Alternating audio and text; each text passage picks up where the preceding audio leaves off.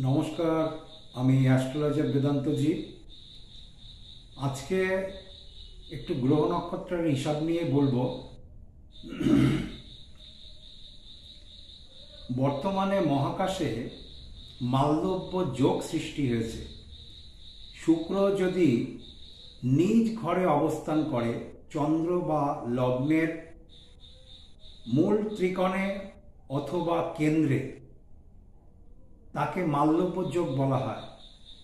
অথবা শুক্র যদি মীন রাশিতে তুঙ্গস্থ থাকে, চন্দ্রের যদি মূল ত্রিকোণ অথবা কেন্দ্রে হয়, সেক্ষেত্রেও কিন্তু মালদ্রব্য যোগ সৃষ্টি হয়। বর্তমানে মহাকাশে মালদ্রব্য যোগ সৃষ্টি হয়েছে 18ই সেপ্টেম্বর 2024 দুপুর 2:04 এবং শুক্র সাধারণত 28 দিন একটা রাশিতে অবস্থান করে। সেই হিসাবে শুক্র তুলা রাশি ত্যাগ করবে 13ই অক্টোবর 2024 সকাল 6:08। সুতরাং এই কদিনের মধ্যে বিশেষ কতগুলি রাশির কিন্তু অত্যন্ত সুবিধাজনক অবস্থাতে থাকবে। কোন কোন সেই রাশি বিশেষ সুবিধা পাবে সবার আগে বলে নিই, মালদ্রব্য যোগ সৃষ্টি হলে কি হয়। মালদ্রব্য যোগ সৃষ্টি যাদের হরোস্কোপে মালদ্রব্য যোগ আছে, তারা কিন্তু সাধারণত কোনো ক্রিয়েটিভিটি লাইনে কিন্তু প্রচুর নামডাক যশ করে।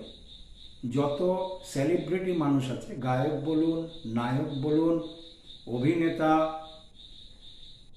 এদের কিন্তু ম্যাক্সিমাম জাতক জাতিকারই কিন্তু মালদ্রব্য যোগ হরোস্কোপের মধ্যে আছে। এই জন্য এরা কিন্তু কোনো সেলিব্রিটি প্ল্যাটফর্মে নিজেকে খুব সুদৃঢ়ভাবে প্রতিষ্ঠা করতে পারে। অপরদিকে মালদ্রব্য যোগ থাকার জন্য যদি মালদ্রব্য যোগ মূল ত্রিকোণে অর্থাৎ পঞ্চমে অথবা ভাগ্যস্থানে হয়, সেক্ষেত্রে কিন্তু কোনো জাতক জাতিকার একাধিক বাড়িঘর থাকে। যদি মূল ত্রিকোণ পঞ্চম বা নবমে হয়, সেক্ষেত্রে কিন্তু কোনো ইঞ্জিনিয়ারিং লাইনে অর্থাৎ শুক্র কিন্তু কোনো ইঞ্জিনিয়ারিং লাইনকে বিশেষভাবে সাপোর্ট করে। সুতরাং এই সকল ক্ষেত্রগুলিকে মালদ্রব্য যোগ যাদের আছে, এই সকল ক্ষেত্রে বিশেষ সুবিধা পেয়ে থাকে। মহাকাশে বর্তমানে মালদ্রব্য যোগ চলছে, আপনাকে আগেই বলে দিয়েছি কবে থেকে শুরু হয়েছে, কবে থেকে শেষ হবে। সুতরাং এই সময়কালের মধ্যে বিশেষ কতগুলি রাশি কিন্তু আমার গণনা অনুযায়ী অত্যন্ত সুবিধা ভোগ করতে পারবে। আপনাদের রাশি যদি মকর রাশি হয়, অর্থাৎ মকর রাশির কিন্তু দশমে শুক্র অবস্থান করছে, সেক্ষেত্রে কিন্তু আপনাদের কর্মক্ষেত্রে কিন্তু উন্নতি হতে পারে। শুক্র যেহেতু সক্ষেত্রস্থ দশমে আছে, কর্মর ব্যাপারে আপনাদের বিদেশ যাত্রা হতে পারে কিন্তু, কেন শুক্র চরক গ্রহ চর রাশিতেই অবস্থান করছে। এক্ষেত্রে এই সময়কালে কর্কট রাশি, মকর রাশির জাতক জাতিকারা কিন্তু বিদেশ যাত্রার কিন্তু সুযোগ সুবিধা পেতে পারে, অথবা দশমে অবস্থানের জন্য মকর রাশির জাতক জাতিকাদের কিন্তু প্রমোশন হতে পারে, কর্মে কিন্তু আয় উন্নতি, অর্থ বৃদ্ধি হতে পারে।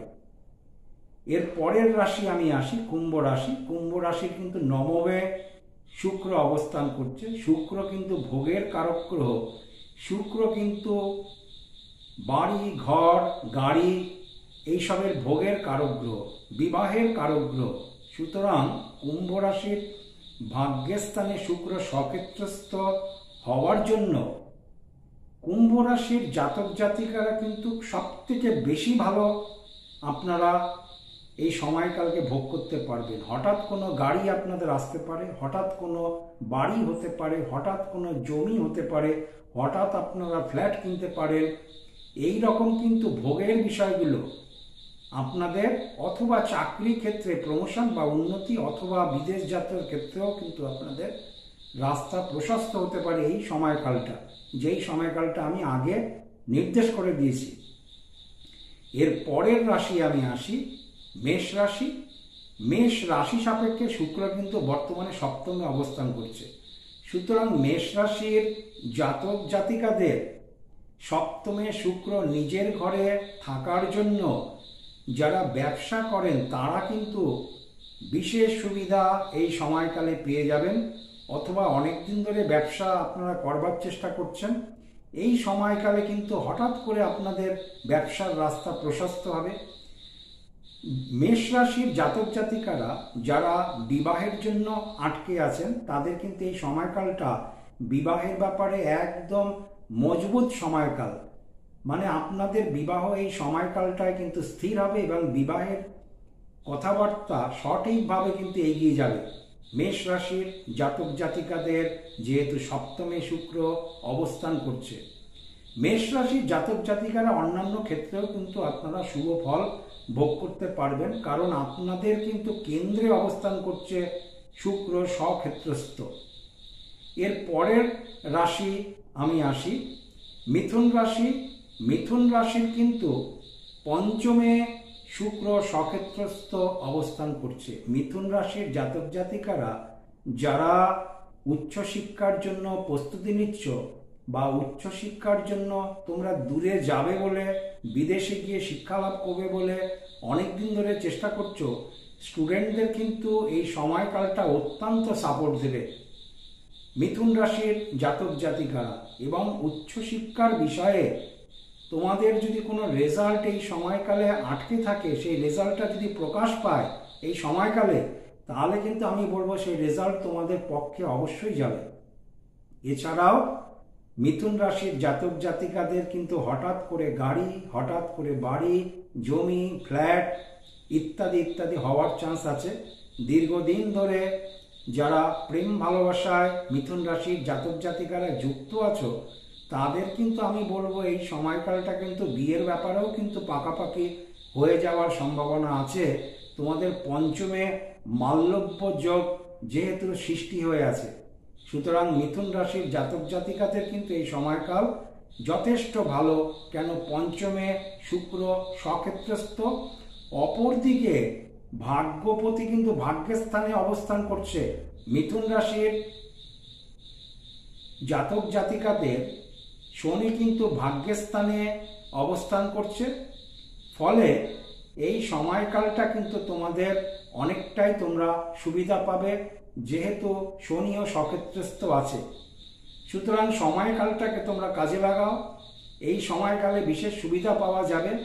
এবং শিক্ষা লাভের ক্ষেত্রে মিথুন রাশির জাতক জাতিকাদের আমি বারবার অনুরোধ করব, উচ্চশিক্ষার ব্যাপারে এগিয়ে চলো, এই সময়কালটা অত্যন্ত তোমাদের সাপোর্ট দেবে।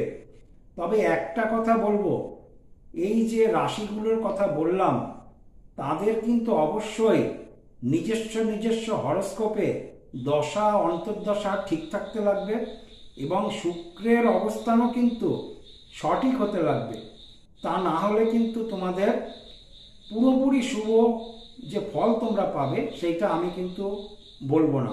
তবে যাদের দশা অন্তর্দশা ভালো এবং শুক্র যাদের নিজস্ব হরস্কোপে ভালো জায়গায় অবস্থান করছে, তারা কিন্তু অবশ্যই তোমরা ভালো ফল পাবে। এর পরের রাশি আমি আসি হলো কর্কট রাশি। কর্কট রাশির কিন্তু চতুর্থে শুক্র স্বক্ষেত্রস্থ। কর্কট রাশির জাতক জাতিকারা যারা স্টুডেন্ট আছো তাদের কিন্তু শিক্ষার বিষয়টা কিন্তু অনেকটাই সাপোর্ট পাবে। শিক্ষার বিষয়ে কিন্তু তোমরা অনেক দূর এগোতে পারবে এবং শিক্ষা লাভের ক্ষেত্রে নতুন কোনো সূচনা হতে পারে এই সময়কালটা। এছাড়াও কর্কট রাশির যারা বয়স্ক ব্যক্তি আছো তাদেরকে আমি বলবো, যেহেতু চতুর্থ স্থানে শুক্র স্বক্ষেত্রস্থ, সেই হিসাবে কর্কট রাশির জাতক জাতিকাদের কিন্তু মানে প্রায় 80% আমি কনফার্মভাবে বলতে পারি তোমাদের কিন্তু ঘর বাড়ি জমি ফ্ল্যাট হওয়ার সম্ভাবনা কিন্তু প্রচণ্ডভাবে আছে। তোমাদের নিজস্ব হরস্কোপে যদি দশা অন্তর্দশাটা একটু ভালো থাকে এবং শুক্রের অবস্থান যদি তোমার জন্মকালীন খানিকটা ভালো পজিশনে যদি শুক্র থাকে, তবে এই সময়কাল তুমি অবশ্যই তুমি ভোগ করতে পারবে, কেননা শুক্র চতুর্থ স্থানে কিন্তু অবস্থান করছে। তাই আমি অনুরোধ করব, শুক্র 13ই অক্টোবর পর্যন্ত আছে। সুতরাং এই সময়কালটা আমি যে কটা রাশির কথা বললাম, অর্থাৎ আমি এই দিক থেকে প্রথম থেকে আসি। প্রথমে হলো মকর রাশি, দ্বিতীয় হচ্ছে কুম্ভ রাশি, 3 নম্বর হচ্ছে মেষ রাশি, 4 নম্বর হচ্ছে মিথুন রাশি এবং 5 নম্বর হচ্ছে কর্কট রাশি। এই 5টা রাশির কিন্তু এইটুকু সময়কালে অনেক কিছু তোমরা পেতে পারো। সঠিকভাবে এগো এবং সময়কালটাকে সঠিকভাবে তোমরা ব্যবহার করো। আমার হিসাব মতন তোমাদের কিছু পাওয়ার সময় এসে গেছে এবং টাকা পয়সা অপ্রত্যাশিতভাবে আসতে পারে, অপ্রত্যাশিত টাকা পয়সা আসতে পারে এবং হঠাৎ করে কিন্তু সম্পত্তি লাভ হতে পারে। যারা অনেক দিন ধরে সম্পত্তির ব্যাপারে চেষ্টা করছো, হচ্ছে না, অথবা অপরের কোনো সম্পত্তি প্রাপ্তি হতে পারে এই শুক্র সক্ষেত্রস্থ থাকার জন্য। শুক্র